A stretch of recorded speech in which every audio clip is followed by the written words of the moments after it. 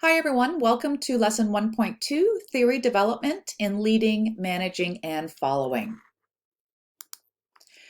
I've provided a theory chart and it provides an overview of the key leadership theories from trait theories of the early 1900s to current transformational leadership theories and authentic leadership. For the most part, this presentation is going to focus on the last two types of leadership theories, but if you pull your chart out, I will go through the first three types of leadership theories, and you can add more information to the chart as we go along. So starting off with trait leadership theories, these theories were studied from the early 1900s to 1950s, and they were based on Aristotle's philosophy extolling that the virtue of being born with leadership traits, and that these theories are sometimes referred to as the great man theory, and that, as I said, that leaders, true leaders, are only born with leadership traits. And so the idea is that leaders have a certain set of physical and emotional characteristics that are really crucial for inspiring others toward a common goal. And that some theorists believe that these traits are innate and that they cannot be learned. And others believe that the leadership traits can be developed in each individual.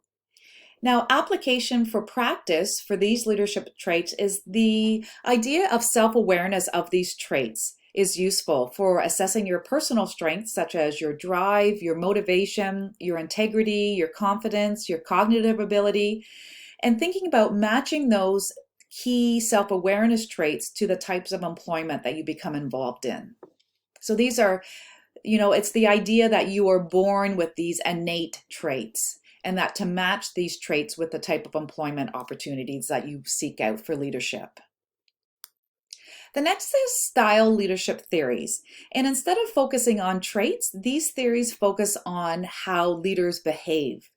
So all style theorists are based on two types of behaviors, or all style theories are based on two types of behaviors, either a task or a relationship behavior. And that the combination of these two types of behaviors, either task or relationship behavior, has been extensively studied to determine the most effective leadership style, whether it's task or relationship. And the assumption is that styles can be learned and cultivated. So what the research has shown is that individuals who have a high concern for accomplishing task objectives and a high concern for building and maintaining collaborative relationships, these two types of leaders or leadership behaviors are needed in order to be, or these two types of competencies are needed to be a strong leader. So having both a relationship type behavior and task related behavior. Situational contingency leadership theories is basically just focusing on the context or the situational factors. And these theories emerged in the 1960s and the 1970s. And it proposes that leadership effectiveness depends on the given situation, and that there are situational variables related to leadership effectiveness in different situations, and that the outcomes are, or the leadership outcomes aren't contingent on the situational factors. Now, there's two types of theories. There's a path goal theory, and there are four types of leader behaviors in this theory: supportive, directive, participative, and achievement-oriented. And that leader behavior should be contingent on both the task and the follower characteristics. Stressful tasks, for instance, require supportive leaders to lower the follower anxiety. And so there is a relationship between the leader and the follower. Situational leadership theory looks at the level of follower maturity. And if the follower maturity is a novice, then the leaders need to change their leadership style to be more directive. And so it's really based on the situation, the follower characteristics, and the leader changing their characteristics or their behavior based on the situation, based on both the task and the follower characteristics. So for the last part of this presentation, I'm going to focus on transformational leadership theories and authentic leadership theories. These theories represent a shift in leadership, management, and followership, and they look at both a task focus as well as a relationship focus to their leadership styles. And if you think about our healthcare systems as being complex, demanding, and constantly undergoing change to meet the different population needs and pandemics and COVID, you can understand why leadership theories are changing to meet those healthcare demands. As well, there's many stressors coming forward with nurses from work-related plagues, and I don't mean a plague as being sick, but just the overwhelming demands on nurses and other healthcare professionals. And so these leadership styles that we're going to focus in on can be categorized as either a relational or task focus. And both types of leaders need to achieve workplace goals, but their focus is really on either the quality of the relationship among their followers, which is called relational leadership, or on a specific task that must be completed, which is a task-focused leadership. And so I'm going to start by focusing on the full range leadership theory, which includes transformational, transactional, and the laissez-faire styles of leadership. So starting off with transformational leadership theories, and if you follow along on the chart, I do provide more information. So if we think about transformational leaders, they are relationship focused and they possess 4 specific characteristics. 2 of the characteristics, which are idealized influence and motivational inspiration, are associated with those leaders that have charisma or the capacity to mobilize large groups of followers. And these leaders are able to share their vision and ideals in very inspirational ways. The other 2 characteristics, which are individualized consideration and intellectual motivation or intellectual stimulation, are more commonly employed by transformational leaders when they are with individuals or small groups of followers. So, for example, in these instances, they are attentive and respectful listeners, and they engage with their followers to examine the problems at hand and find solutions together. And so nurse researchers have shown over and over again that transformational leaders are trusted and admired, and their followers will go above and beyond typical work expectations. The research has also shown that transformational nurse leaders are associated with greater job satisfaction and more autonomy among nurses. And these leaders are also associated with better patient outcomes, including lower mortality and morbidity rates and greater patient satisfaction. Other research has shown positive correlations or positive associations between nurse leaders with transformational leadership styles and their levels of EI. So remember emotional intelligence when we discussed in the previous lesson? And so there's been this positive correlation between this type of leadership style and the leader's own emotional intelligence. And so it indicates how emotional self and other awareness and regulation of emotions are important attributes for building and sustaining positive workplace relationships with followers. So the importance of EI again. And other leadership theorists believe that EI is really the foundation for all relationally focused leadership styles. And they describe EI leaders as resonant leaders. For example, in one Canadian study, it was shown that resonant leadership was strongly positively related to nurse reports of workplace empowerment, and this style of leadership was strongly negatively related to workplace incivility. And so this means that nurse followers felt more empowered by leaders who use resonant styles of interacting with them.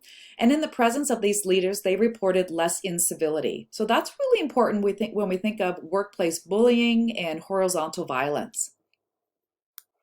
Another leadership style associated with a full range theory is transactional leadership.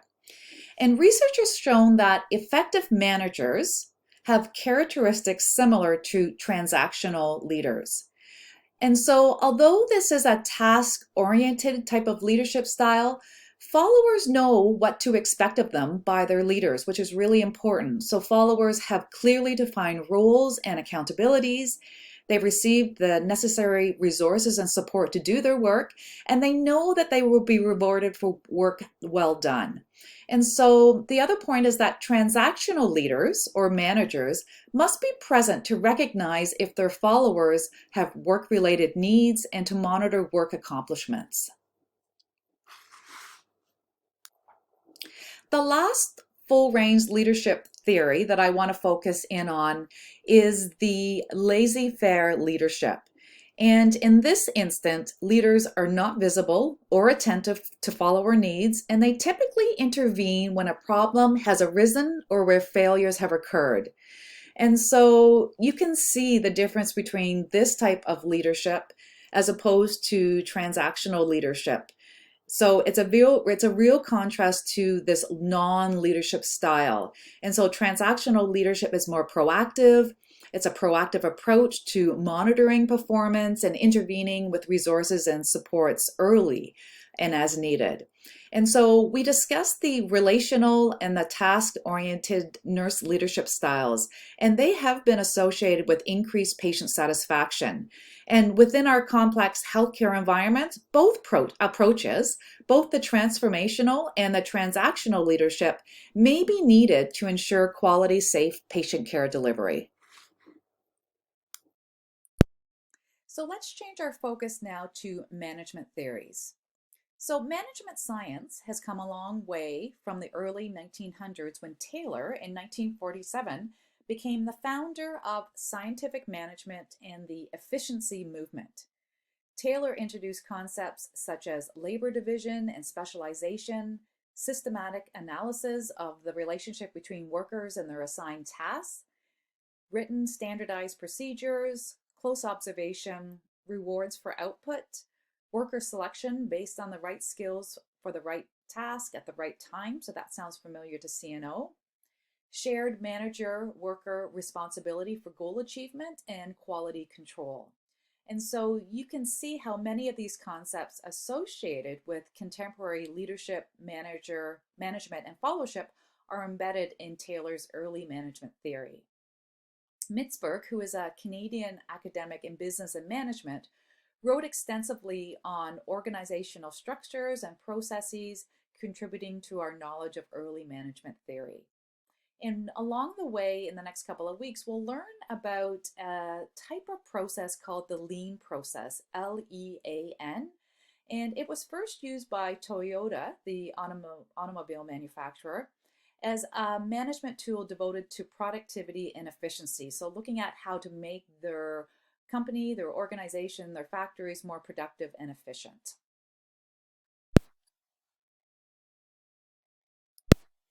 Our understanding of followership theory is evolving along with our understanding of leadership and management. In the literature, the trend has been to replace follower terms with team terms because of the importance of effective teamwork within the complex healthcare environments that we find ourselves in. Other concepts that go along with followership theories are the idea of a follower's desire for self-enhancement and self-protection, and as well how the follower actively contributes to organizational success. Other key conclusions that have been drawn from followership research include a follower is a role rather than a person, and that individual has inherent characteristics. Effective followers are active, they're not passive. Effective followers share the same goals and purpose as leaders. And an effective relationship between followers and leaders is based on interdependency, mutual trust, and respect. And so we're starting to see some of that in the relationship theories of transactional and transformational theories.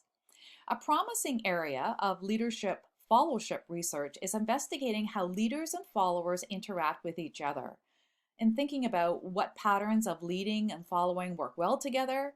Another area is the investigation of non-following.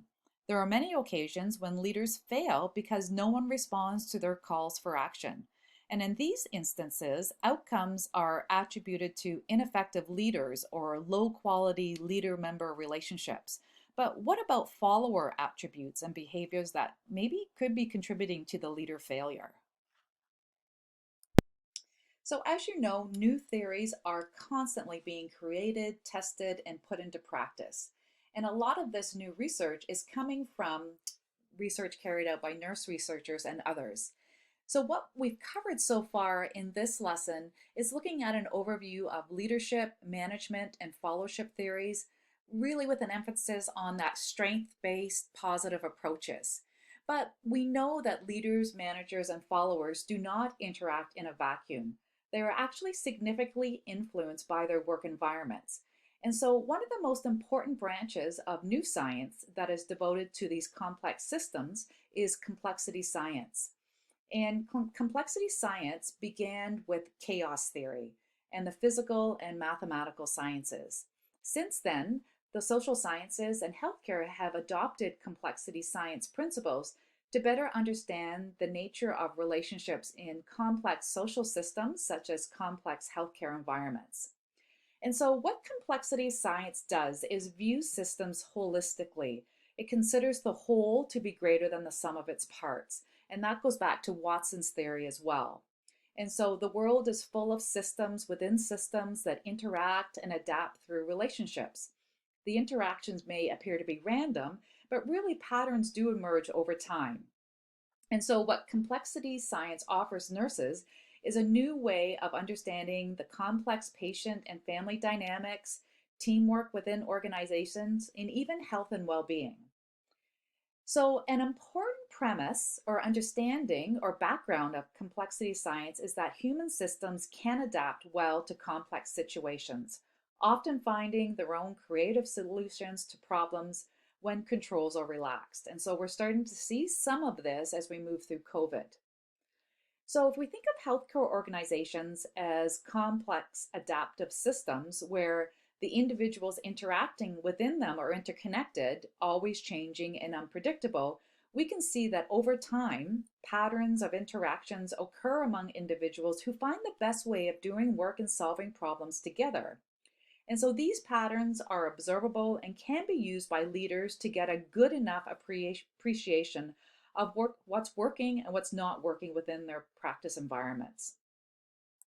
Complexity science thinking is also stands in sharp contrast to traditional systems thinking, which focuses on developing these elaborate plans and specific details on what must be done at every level of the organization. So, in organizations that follow a complexity science approach, traditional organization hierarchy is replaced with decision making distributed across the organization. And we'll talk more about this as we move through our leadership lectures. And so, if we think about this at the practice level, for instance, complexity science encourages healthcare providers to loosen their control over patients and families. So, giving that control back to patients and family.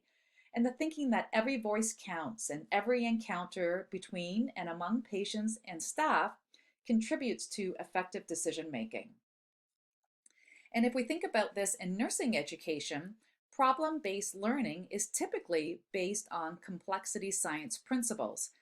Faculty and students engage in real-time health concerns of patients and their families, recognizing that patients and families are always in this constant state of flux, always changing and adapting on their own. And this educational approach can be frustrating to students, as you know, who might expect straightforward solutions to healthcare issues. Instead, students are provided with a few basic directions for problem solving, and they are expected to create knowledge versus passively accepting the information. As a student, think about how comfortable are you with complexity science approach to education and why. So moving up next, we will be thinking about or learning about leading, managing, and following competencies. So we've discussed some of these competencies already. We've discussed the different ideas between different leadership styles, management theories, followership theories, and now we're going to focus in on specific competencies of what makes a good leader, manager, and follower.